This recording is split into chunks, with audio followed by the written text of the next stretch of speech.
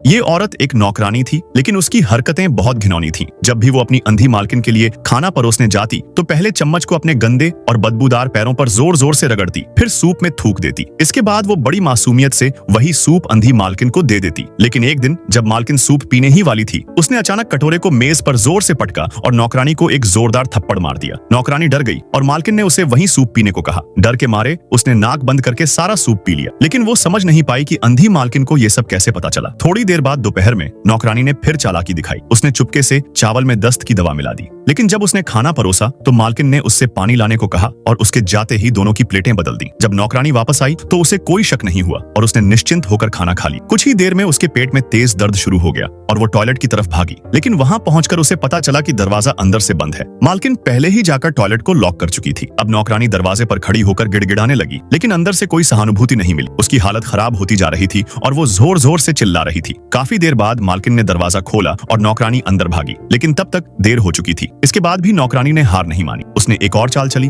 उसने केतली में पानी उबाला और उसे कमरे में रख दिया। उसका प्लान था कि जैसे ही मालकिन वहां आएगी, वो अपना पैर गलती से उस उबले पानी में डाल देगी और उसका पैर जल जाएगा। लेकिन जो हुआ वो उल्टा हो गया। मालकिन ने उसी पानी को अपने पैर से ठोकर मारकर सीधा नौकरानी की ओर फेंक दिया, जिससे उसका हाथ जल गया और वो जोर जोर से चीखने लगी। तभी मालकिन का पति वहां आ गया और देखा कि नौकरानी का हाथ जल चुका है। फिर बहस शुरू हो गई कि चोट किसने पहुंचाई। इसी बहस के दौरान पहली बार लोगों को शक हुआ कि क्या वाकई में मालकिन अंधी है या बस नाटक कर रही है। नौकरानी ने मालकिन पर आरोप लगाया कि वो जानबूझकर उसे सजा दे रही है, जबकि मालकिन ने कहा कि ये सब एक हादसा था। पति ने स्थिति को संभाला और कहा कि पहले घायल को अस्पताल ले जाना चाहिए। मालकिन ने भी हाँ में सिर हिलाया और तुरंत अस्पताल ले जाने को कहा। इसके बाद से नौकरानी का शक और गहरा हो गया कि मालकिन अंधी नहीं है, क्योंकि जिस तरह वो समय समय पर खुद को बचा रही थी, वो सब एक नाटक जैसा लग रहा था।